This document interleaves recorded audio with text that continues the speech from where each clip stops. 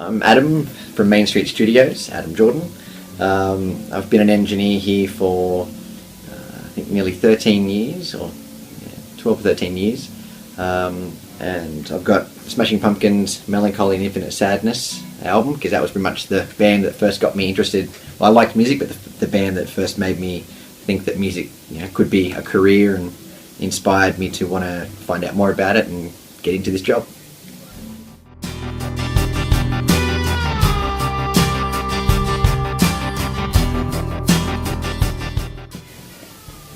The personal object you have chosen is Smashing Pumpkins' 1995 album Melancholy and the Infinite Sadness.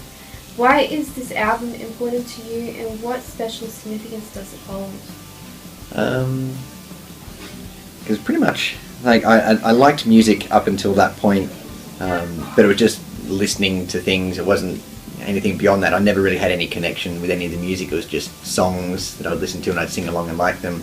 And this is pretty much like the first album where I just felt that there was something more to it than just music and irrelevant words.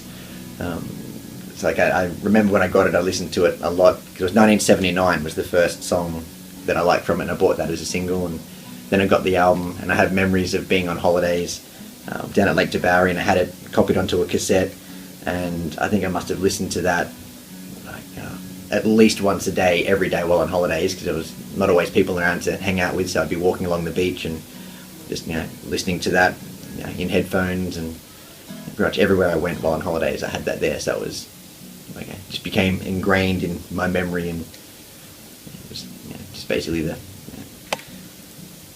just all the good songs that just spoke to me for some reason. Are there any special memories you can recall that are attached to the album? So probably that first one of like being on holidays and listening to it continuously pretty much. And then, because even the way my memory works is that my memory is linked with sound of things. So I know that I remember at one point my dad was working up in Newcastle, and me and my mum were driving up there, and I was allowed to have my music playing in the car, and I'd picked this, and I remember at one point that the album was on. I remember going across this big bridge, just heading up to Newcastle to see my dad. So it was just like another thing of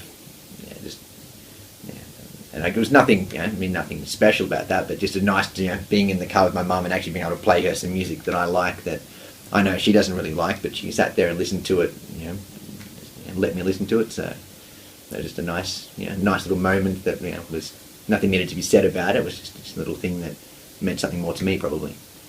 That, and I think most likely my mum probably would have bought me the CD, because I know I didn't have a job at the time, and I didn't have a job for a few years. I know that my mum bought me this one, and Siamese Dream, and Adore, and I'm pretty sure she bought me the one after that, Machina, as well. So I owe my Pumpkins collection pretty much to the fact that she would buy them for me. What are your favourite tracks of the Melancholy and the Infinite Sadness, and why do they hold a special memory? Probably the favourite one would probably be the track Bodies, which is track 2 on disc 2. And just it just sounds like this massive noise. Like it was never a single, and it's because even like the actual album itself, as far as sound wise, all the singles, like to me the way I look at it is that it's like the band had maybe 2 weeks to mix the entire album, so they spent 13 days mixing the singles. Then on the last day they're like, crap, we've got there's 28 songs on here, so we've got 25 other songs that we have to mix in this time, so let's just smash them all out into one go. So that song to me just sounds raw, energetic, unmixed. The drums are muddy and buried underneath everything else, but there's just an energy and just a sound to his vocals on it that just sounds like nothing else. But that'd probably be my favourite track on the album. That and 1979, which is the one that got me into them in the first place, but Bodies sounds completely different to that one. How do you feel the album has inspired you to be who you are today as a sound producer specifically? Well, it's pretty much it's the album that got me thinking more about music.